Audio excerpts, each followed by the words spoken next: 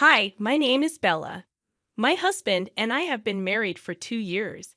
I had a terrible time finding love until I was 27 years old. I went to an elite middle and high school for girls only, and then I went to a university for women only.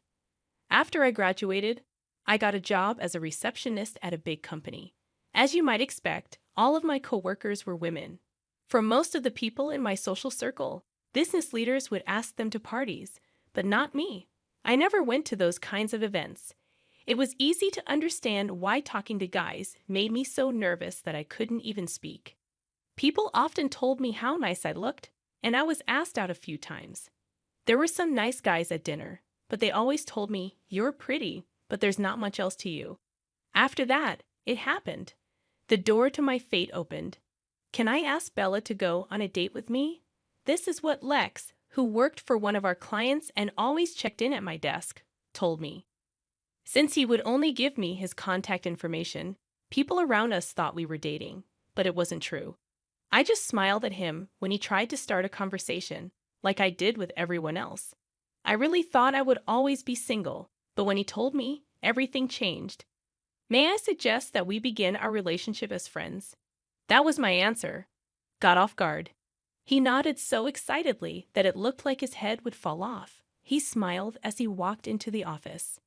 I had never done that before. Guy questions like, "Want to have dinner?" had always been the norm up until now. "Free tonight." But when I was with Lex, I didn't get that sense. I only felt love. I was so happy. I went on a few dates with him, but I was still nervous and didn't talk much. The moment I knew he liked me for who I was, I knew. Is it possible for you and I to be together?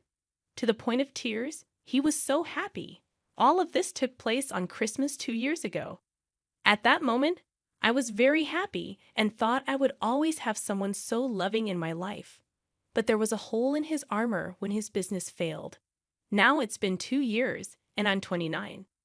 "Lex, you should probably wake up now," I told my husband, who was still asleep. Then I put on my shoes and left the house. I'm the only one making money for our family right now. My husband's business went out of business 6 months ago, and he hasn't had a job since. It's been hard for him to find a job. This business is in a bad field, and the economy is also bad. Sometimes he gets an offer for a job that pays only $2,000 a month, which makes it hard for him to commit to a new job. Even with all of this, I still support him. Our love isn't so shallow that it would fade if one of us lost our job. My pay has always been pretty low. We've never lived a fancy life. We rent a 2-bedroom flat that is more than 30 years old.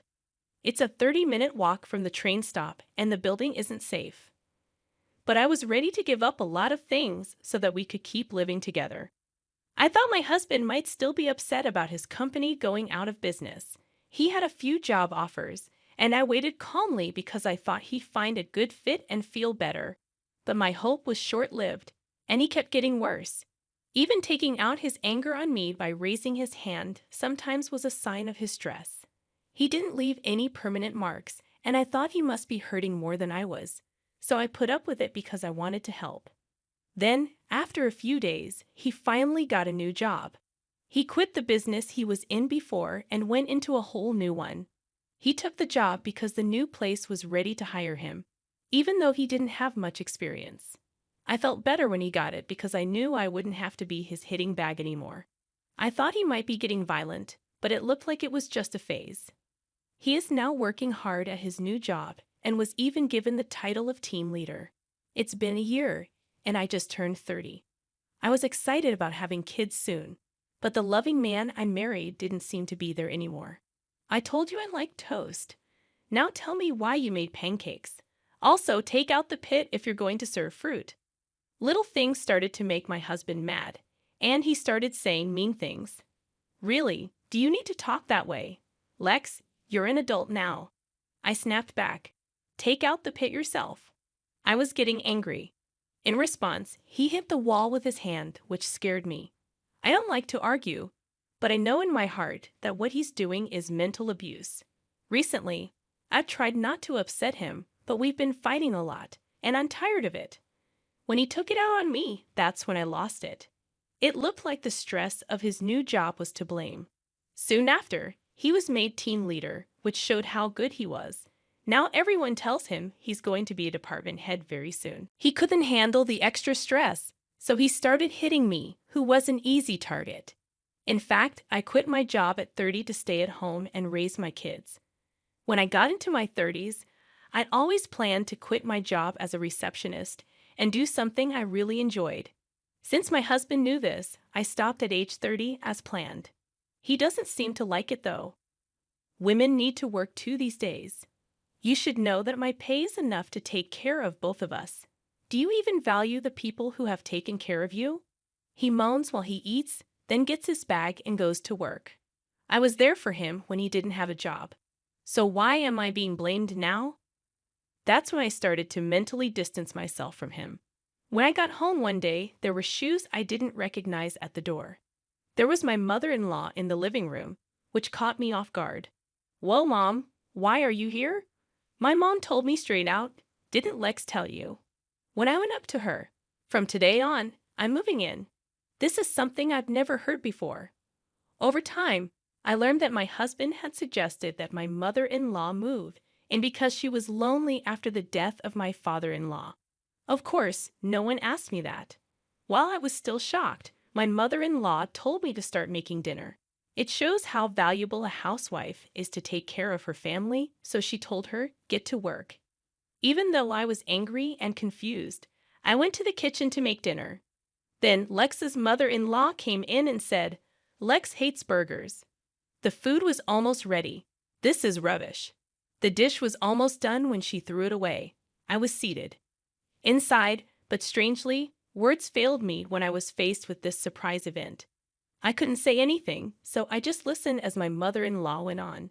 She then started going through the fridge and cooking without asking. I finally calmed down and told my mom, "Hold on." I made a list of meals for the week and then went shopping. As soon as I said that, he dumped flour on my head, making me cough. I kept watching her make her food, and then she told me to clean up. When my husband finally got home, he was thrilled to see the meal. "Yes, this is the kind of food I want. It's better to eat fried food than salad." He walked past me and happily sat down to eat with his mom. My heart felt like it had been smashed and black ink had been dropped on it at that moment. Following that, my mother-in-law continued to bother me every day, and my husband continued to hurt my feelings. I felt like I didn't belong in this house, and even though my husband wanted to be close to me, I couldn't because of the situation. As a 30-something woman, I have been putting off having a child because I don't want to have a kid with this abusive man. The last straw finally broke. My wife's mom asked me to take her to the hospital because she was sick. Even though I didn't want to be with her, I had to take her to the hospital, even though I didn't want to. But when I went to get her, a social worker told me to go to a different room. She told her, "You must be having a hard time taking care of the kids and doing all the housework by yourself. But taking it out on your husband and mother-in-law isn't good." It turns out that my mother-in-law was saying that I hurt her when I fell. Even worse, she had been to the hospital more than once and asked about me each time. It looks like she picked today to deal the last hit. The social worker blamed me because she didn't know the whole story. You should look out for kids and old people more. During that time, our family hasn't had any children. When I was told I might need psychological help, I had had enough. You broke my rights, so I'll sue you. It's not you who is being mistreated here, it's me. I showed proof that my husband abused me and that my mother-in-law burned me on purpose.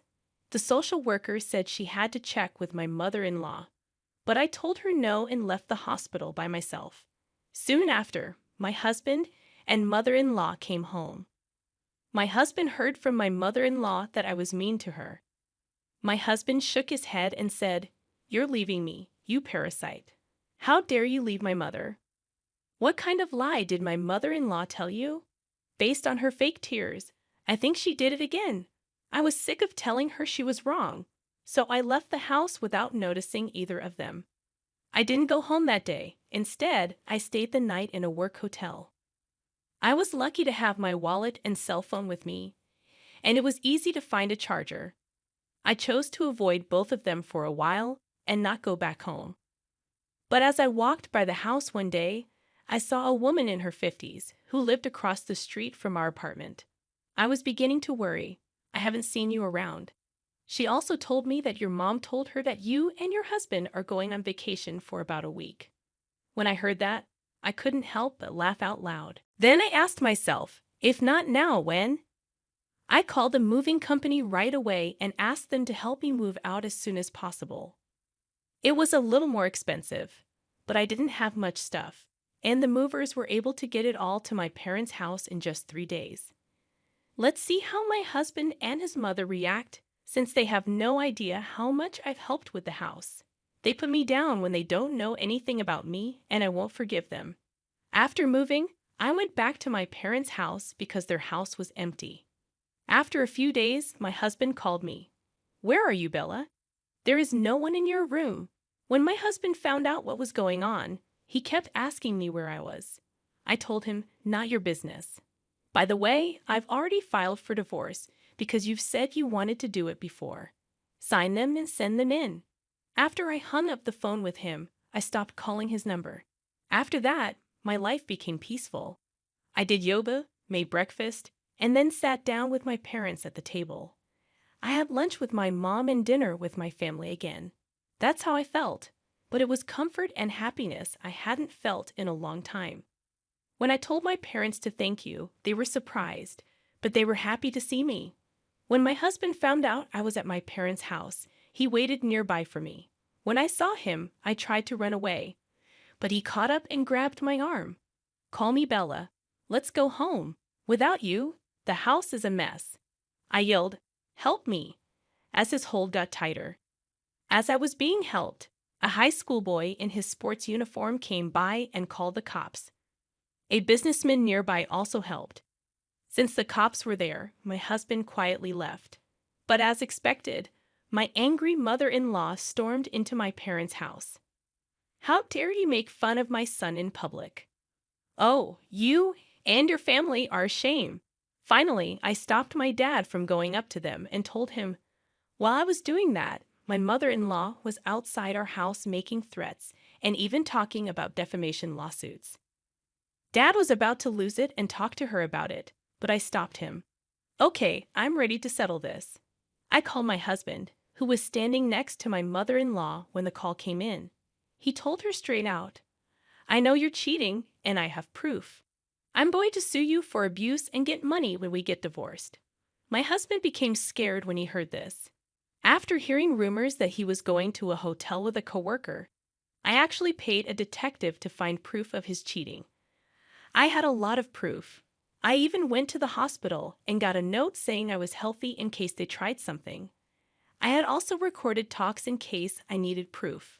I was going to talk to my husband and his mother about it when I was ready mentally, but I'm not going to be quiet when they insult my parents. My mother-in-law has also been stealing money from my pocket.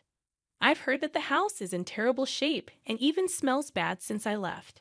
People in the neighborhood are complaining, right? My husband didn't know what to say. A friend told me this story. They said my husband and his mother were not in town. It looks like they haven't been doing simple things like picking through the trash, and the house has become a dump. Besides that, I heard that the property management gets reports every day about the loud fights they have. Now my husband might understand how much I helped the family and want me to return, but it's too late. I'm not coming back to live happily ever after with your mom. After I said that, I put the phone down. Soon after, my wife's mom tried to break down my front door. They were both arrested after I called the cops. After the fact, my neighbor told me that they hadn't taken care of any of the complaints through the management business.